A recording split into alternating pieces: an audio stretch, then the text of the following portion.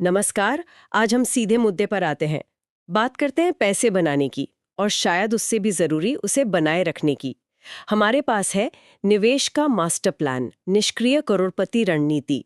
ये the lazy millionaire श्रृंखला का 7वां हिस्सा है। हमारा मकसद है इस लेख से वो ठोस काम के कदम निकालना जिनसे कोई भी अपना फाइनेंशियल भविष्य सुधार सके। और देखिए, शुरू में ही एक बड़ी बात साफ हो जाती है कि सिर्फ पैसे बचाना काफी नहीं है। ये जो महंगाई है ना, मतलब मुद्रास्फीति, वो चुपचाप हमारे बचाए हुए पैसे की कीमत कम करती रहती है। तो एक्सपर्ट जी, ये स्रोत इतनी शिद्दत से क्यों कह रहा है कि बचत करना ही अपने आप में अधूरा है? आजकल की दुनिया में ये इतना जरूरी क्यों हो गया है?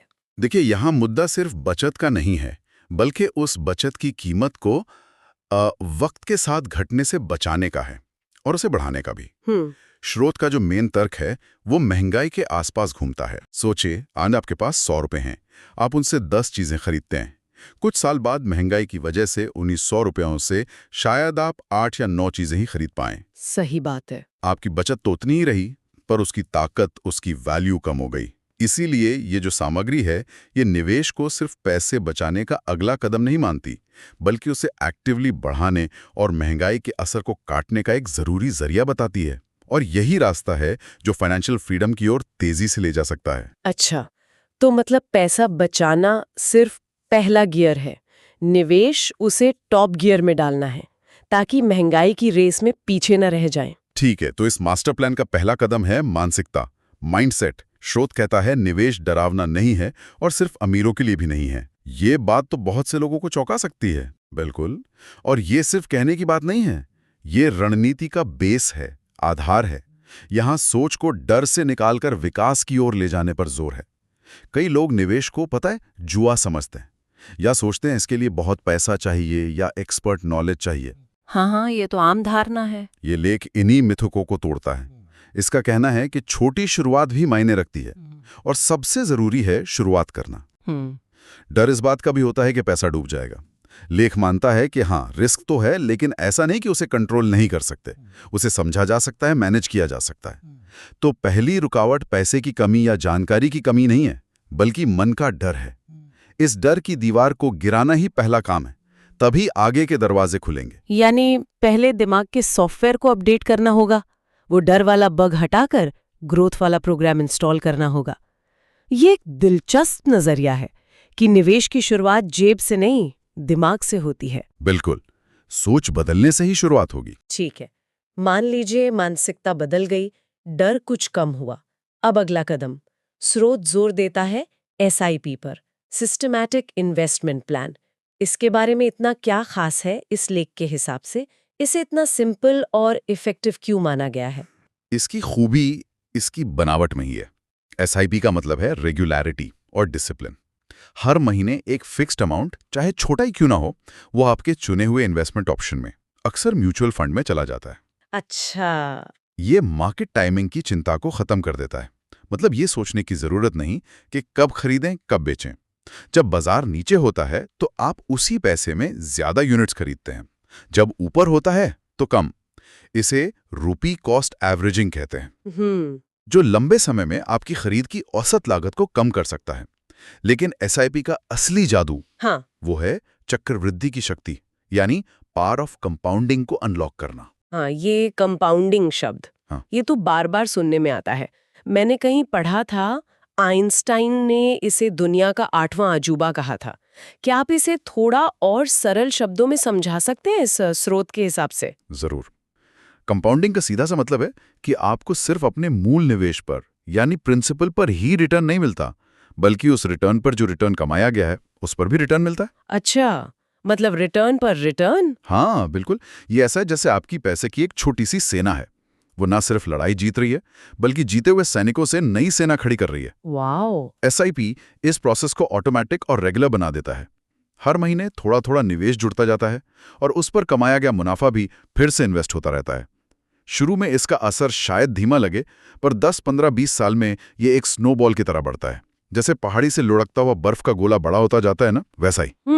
स्रोत इसे लंबे समय में पैसा बनाने का सबसे भरोसेमंद और आसान तरीका मानता है, खासकर आम निवेशक के लिए। वाओ, पैसे की सेना जो खुद ब खुद बढ़ती जाए, ये तो काफी पावरफुल आइडिया लगता है। मतलब एसआईपी सिर्फ इन्वेस्ट करने का तरीका नहीं है, बल्कि कंपाउंडिंग के जादू को काम पर लगाने का एक सिस्टमैटिक तरीका है। बिल्कुल सही। लेकिन स्रोत हमें एक चेतावनी भी देता है, अपना सारा पैसा एक ही टोकरी में मत रखो। ये बात करता है संपत्ति आवंटन की, यानी एसेट एलोकेशन की। इसका क्या मतलब है और ये क्यों जरूरी है? ये असल में रिस्क मैनेजमेंट का आप कह सकते हैं मूल मंत्र है। सोचिए आपने अपना सारा पैसा सिर्फ शेयर बाजार में लगा दिया, इक्विटी में। अगर बाजार बहुत अच्छा चलता है तो रिटर्न शानदार हो सकता है। हाँ। लेकिन अगर बाजार गिरता है तो आपका पूरा पैसा खतरे में पड़ सकता है। एसेट एलोकेशन कहता है कि अपने निवेश को अलग अलग तरह की चीजों में बांटें। इससे रिस्क फैल जाता है। ओके। स्रोत मुख्य रूप से 3 कैटेगरीज की बात करता है। पहला, इक्विटी यानी शेयर्स या इक्विटी म्यूचुअल फंड। इनका मकसद होता है पैसे को तेजी से बढ़ाना, ग्रोथ।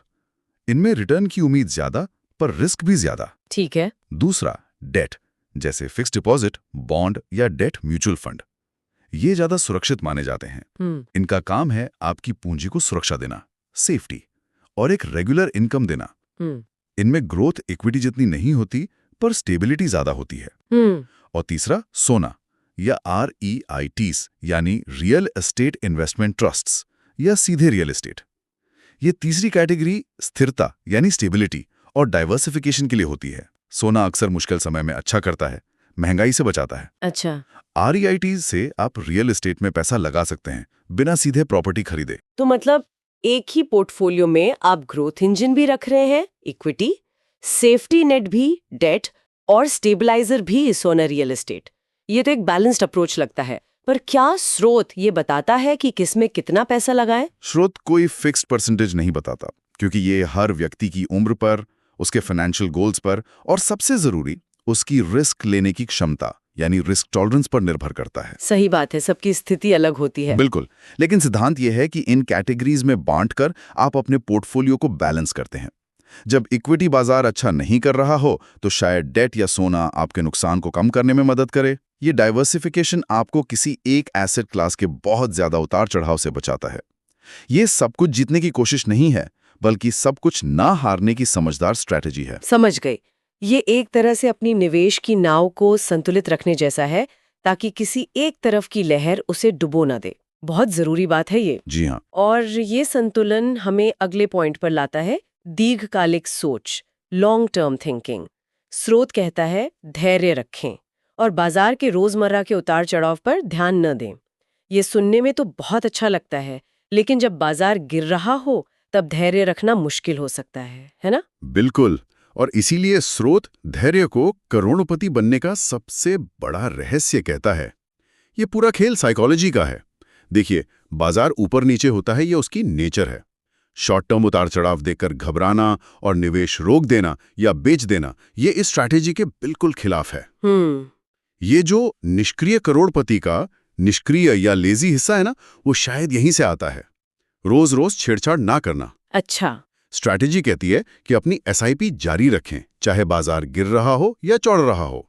जैसा हमने पहले बात की, गिरते बाजार में आपको ज्यादा यूनिट्स मिलती हैं, जो लंबे समय में फायदेमंद होता है। हाँ, रुपी कॉस्ट एवरेजिंग। जी, ये approach get rich quick scheme के बिल्कुल उलट है। ये एक लगातार चलने वाली अनुशासित प्रक्रिया है। स्रोत का मैसेज साफ है, टाइम दें, टिके रहें। बाजार की टाइमिंग करने की कोशिश करने से बेहतर है बाजार में समय बिताना, वो ज्यादा महत्वपूर्ण है। तो लेजी का मतलब आलसी होना नहीं है, बल्कि बेसब्र होकर गलत समय पर गलत फैसले लेने से बचना है। ये तो दिलचस्प बात है। ज्यादा एक्टिव होना शायद कम मुनाफा दे। तो ये वाकई एक मैराथन है, 100 मीटर की दौड़ नहीं। आपको लगातार दौड़ते रहना है, भले ही बीच में थकान लगे या रास्ता मुश्किल दिखे। बिल्कुल सही, अनुशासन और धैर्य। और इस मैराथन का अंतिम लेकिन शायद सबसे पावरफुल स्टेप है रिटर्न को फिर से निवेश करना, री इन्वेस्ट करना। स्रोत इसे इतना जरूरी क्यों मानता है? जो कमाया उसका मजा क्यों ना ले? मजा जरूर लिया जा सकता है, लेकिन अगर लक्ष्य पैसा तेजी से बढ़ाना है तो स्रोत री इन्वेस्टमेंट को बहुत ज्यादा महत्वपूर्ण बताता है। ये कंपाउंडिंग के इंजन में और फ्यूल डालने जैसा है। अच्छा, कैसे? जब आपके इन्वेस्टमेंट से आपको डिविडेंड मिलता है या आपके म्यूचुअल फंड यूनिट्स की वैल्यू बढ़ती है, तो उस पैसे को निकालकर खर्च करने के बजाय उसे वापस इन्वेस्टमेंट में लगा देना, यही रीइन्वेस्टमेंट है। ओके। ऐसा करने से आपका शुरुआती निवेश तो बढ़ ही रहा था, अब आपका कमाया हुआ मुनाफा भी आपके लिए और पैसा कमाना शुरू कर देता है। ये आपके पैसे को सचमुच में, आप कह सकती हैं, मल्टीप्लाई करने की प्रक्रिया को स्पीड देता है। हाँ। स्रोत इसे वेल्थ ग्रोथ को तेज करने की चाबी मानता है। ये उस स्नोबॉल को और भी तेजी से बड़ा करने जैसा है। मुनाफे को खर्च करने से उस वक्त की संतुष्टि मिलती है, लेकिन उसे रीइन्वेस्ट करने से लंबे समय की संपत्ति बनती है। अच्छा, तो ये उस पैसे की सेना वाले उदाहरण को और आगे ले जाता है। न सिर्फ आपकी सेना बढ़ रही है, बल्कि जीते हुए सैनिक और उनके बच्चे भी सेना में शामिल होकर लड़ रहे हैं। ये तो सच में बहुत शक्तिशाली विचार है। हाँ, ये कंपाउंडिंग का असली कमाल है। तो चलिए इन सबको एक साथ देखते हैं। अगर कोई व्यक्ति इस सूत्र में बताए गए कदमों को फॉलो करे, सही माइंडसेट अपनाए, रेगुलर एसआईपी करे, समझदारी से एसेट एलोकेशन करे, लॉन्ग टर्म सोचें और अपने रिटर्न को लगातार रीइन्वेस्ट करे, तो लेख के अनुसार उसे क्या परिणाम मिल सकते हैं, क्या उम्मीद रखनी चाहिए? स्रोत कई अच्छे परिणामों का वादा करता है अगर इन प्रिंसिपल्स को फॉलो किया जाए। पहला और सबसे अहम, आपका पैसा आपके लिए काम करना शुरू कर देता है। आप सिर्फ अपनी नौकरी या बिजनेस ही नहीं कमा रहे होते, आपका इन्वेस्टमेंट भी इनकम का एक जरिया बन जाता है। पैसिव इनकम कह सकते हैं। दूसरा, आप महंगाई को मात देने की बेहतर स्थिति में होते हैं। मतलब आपके पैसे की वैल्यू टाइम के साथ बढ़ती है, कम नहीं होती। तीसरा, फाइनेंशियल फ्रीडम का लक्ष्य पहुंच में लगने लगता है और शायद उम्मीद से जल्दी मिल भी जाए। ये तो बहुत बड़ी बात है। और चौथा, जो कम जरूरी नहीं है, जब पैसे को लेकर एक प्लान होता है और वो काम कर रहा होता है, तो फाइनेंशियल स्ट्रेस कम होता है, लाइफ ज्यादा शांतिपूर्ण हो सकती है। स्रोत के आखिर में एक बहुत ही दमदार वाक्य है, निवेश सिर्फ अमीर बनने का तरीका नहीं है, ये अमीर बने रहने का तरीका है। इस पूरी रणनीति के लिहाज से इसका गहरा मतलब क्या है? ये वाक्य इस बात पे जोर देता है कि पैसा बनाना एक इवेंट नहीं है, ये एक लगातार चलने वाला प्रोसेस है। मान लीजिए किसी तरह आप अमीर बन भी गए, शायद लॉटरी से या विरासत से या किसी एक बिजनेस से। हाँ। लेकिन उस पैसे को बनाए रखना और समय के साथ बढ़ाना, वो एक अलग स्किल है। ठीक। महंगाई है, इकोनॉमी बदलती है, ये सब आपके पैसे को धीरे धीरे कम कर सकते हैं। अच्छा। निवेश इस स्रोत के अनुसार वो तरीका है जो न केवल आपको पैसा बनाने में मदद करता है, बल्कि उसे महंगाई और समय के असर से बचाने और आगे बढ़ाने में भी मदद करता है। अच्छा। ये एक लगातार चलने वाली प्रैक्टिस है, सिर्फ एक मंजिल नहीं। ये परमानेंट फाइनेंशियल हेल्थ और सिक्योरिटी की नींव रखता है, ताकि आप लंबे समय तक आर्थिक रूप से ठीक रह सकें। अमीर बनना शायद एक लक्ष्य हो सकता है, पर अमीर बने रहना एक लाइफस्टाइल है जिसे निवेश मुमकिन बनाता है। तो हमने आज निवेश का मास्टर प्लान के पीछे की सोच और उसके मुख्य कदमों को समझा। मानसिकता के बदलाव से शुरुआत, एसआईपी की सिंप्लिसिटी और डिसिप्लिन, एसेट एलोकेशन का बैलेंस, लॉन्ग टर्म धैर्य का महत्व और रीइन्वेस्टमेंट की जबरदस्त शक्ति। हाँ, और अगर हम इसका सार निकालें तो ये पूरी रणनीति 3 पिलर्स पर टिकी लगती है। पहला, सरलता। निवेश की शुरुआत कॉम्प्लिकेटेड ना हो, जैसे एसआईपी दिखाता है। दूसरा, अनुशासन, रेगुलरिटी और धैर्य, ये शायद रिटर्न से भी ज्यादा जरूरी है। और तीसरा, रणनीति, रिस्क को मैनेज करना, एसेट एलोकेशन और ग्रोथ को तेज करना, रीइन्वेस्टमेंट। ये एक सोची समझी योजना का हिस्सा है। ये कोई रॉकेट साइंस नहीं है, बल्कि बेसिक प्रिंसिपल्स का लगातार पालन करना है। बिल्कुल सही कहा आपने। सुनने में सिंपल लगता है, पर करने में अनुशासन चाहिए। और यहीं पर सुनने वालों के लिए एक विचार छोड़ जाते हैं जो इसी स्रोत के आइडियाज पर आधारित है। देखिए, ये लेख व्यवस्थित निवेश पर, जैसे एसआईपी और एक स्टैंडर्ड एसेट एलोकेशन अप्रोच पर बहुत जोर देता है। लेकिन हम जानते हैं कि हर व्यक्ति की रिस्क लेने की क्षमता और इच्छा अलग-अलग होती है। जी हाँ, बिल्कुल अलग। तो ये सोचना दिलचस्प होगा कि किसी की अपनी personal risk tolerance in systematic कदमों को, खासकर एसेट एलोकेशन के मिक्स को, कैसे प्रभावित कर सकती है। क्या वन साइज फिट्स ऑल वाला अप्रोच हमेशा काम करता है, या इन जनरल प्रिंसिपल्स को अपनी निजी परिस्थितियों के हिसाब से ढालने की गुंजाइश है? इस पर जरूर सोचा जा सकता है।